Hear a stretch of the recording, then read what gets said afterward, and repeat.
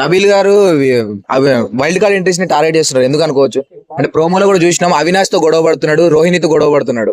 అది ఇప్పుడు కాదండి, వైల్డ్ కార్డ్ కొత్తగా వస్తున్నారని బిగ్ బాస్ చెప్పినప్పుడు ఆయన అనుకున్నారు, ఎందుకంటే మనం కష్టపడి ఫస్ట్ నుంచి వచ్చాము, ఆడుకుంటున్నాం కాబట్టి మనం గెలవాలి, మనం ఉండాలి.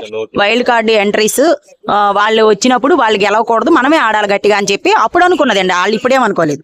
నబీల్ గేమ్ రోజు రోజుకి డౌన్ అవుతుంది అంటున్నారు, నిఖిల్ గేమ్ ఇంక్రీజ్ అవుతుంది అంటున్నారు, మీకెలా అనిపిస్తుంది? నిఖిల్ గేమ్ ఏమి ఇదైపోవట్లేదండి, నబీలే బాగా ఆడుతుంది. టాస్కుల్లో అందరూ మంచిగానే ఆడుతున్నారు, ప్రాణం పెట్టి ఆడుతున్నారు, కాకపోతే నబీల్ విన్నర్ అవుతాడు అంతే. నైట్ ఎపిసోడ్ చూసారా మీరు? చూసాను.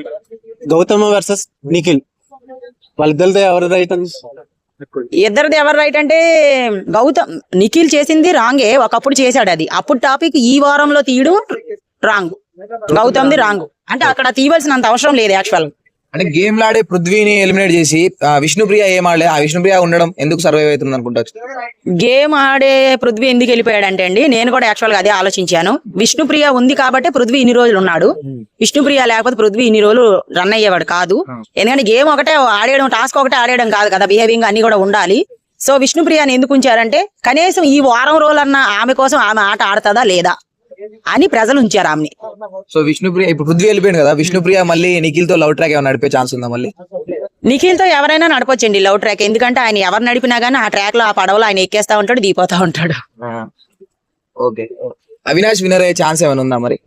అవినాష్ విన్నర్ అయితే అవడు అవినాష్, నాకు తెలిసి గేమ్ పరంగా ముందుకెళ్తా టాప్ 5 లో ఉంటాడు, లేదంటే 2 లో ఉండొచ్చు, అంతే తప్ప విన్నర్ అయితే అవడు. అంటే అవినాష్ కి ఫినాలే టికెట్ వచ్చింది, ఒకవేళ రాకుండా నామినేషన్స్ ఉంటే ఖచ్చితంగా ఎలిమినేట్ అయ్యేవాడా?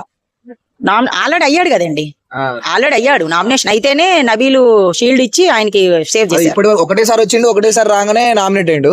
మరి ఒకవేళ ఉండు అంటే చెప్పలేమండి, విష్ణుప్రియ వెళ్ళిపోద్దేమో.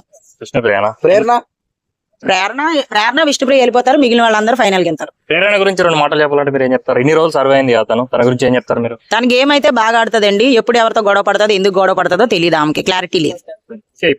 చాలా మంది ఇప్పుడు వచ్చే దగ్గర 90 days అవుతుంది అందరూ. ఇన్ని రోజులు మీరు నిఖిల్లో గానీ నబీల్లో గానీ మీరేం గమనించారు? వాళ్ళ ఆటిట్యూడ్ మీకు ఏం కనబడింది? ఏం కనబడదండి యాటిట్యూడ్ అంటే. ఇప్పుడు బయట ఉన్నామంటే 10 మందిని చూస్తూ ఉంటాము, 10 రకాలుగా ఆలోచనలు వెళ్తుంటాయి. ఒక ఇంట్లో బంధించేసి పెట్టినప్పుడు సేమ్ ఆడవాళ్ళని వాళ్ళే చూసి, సేమ్ మగవాళ్ళని వీళ్ళే చూసి, వాళ్ళే ఆడుకుని వాళ్ళే తిట్టుకుని వాళ్ళే ఇదైనప్పుడు వాళ్ళ బిహేవింగ్ నిమిషం ఒకలా మారిపోతుంటది అంతే. ఇప్పుడు ఉన్న వాళ్ళలో అసలు ఇప్పుడు సో గౌతమ్ టాప్ 2 లో ఉండే ఛాన్స్ ఏమైనా ఉందా? అంటే నిఖిల్ కి నబీల్ కి తగ్గ వార్ గా ఉండే ఛాన్స్ ఉందా?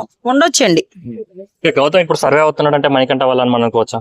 సెకండ్ లైఫ్ మణికంఠ ఇచ్చారనుకోవచ్చా గౌతమ్ కి? అలా అని ఎందుకు అనుకుంటామండి, ఆయన గేమ్ ఆడుతున్నాడు కాబట్టి ఉన్నాడు, ఎవరికి ఎవరు లైఫ్ ఎవరు అంటే సెల్ఫ్ నామినేట్ అవడం వల్ల మనకంట గౌతమ్ కి లైఫ్ అలా ఏం లేదండి. సెల్ఫ్ నామినేట్ ఆయన అదే చెప్తున్నాను, ఎవరికి ఎవరు ఇవ్వరు, ఆయన అయిపోవాలనుకున్నాడు కానీ ఆయన అయిపోవాలనుకున్నాడు కాబట్టి అయిపోయాడు అంతే. ఆయన ఏమి మనకి ఇవ్వలేదు. బిగ్ బాస్ ఇప్పుడు డబుల్ నామినేషన్ చేశాడు అనుకో, ఎదురు వెళ్ళిపోతారుగా, సేవ్ చేయాలనుకున్నా కూడా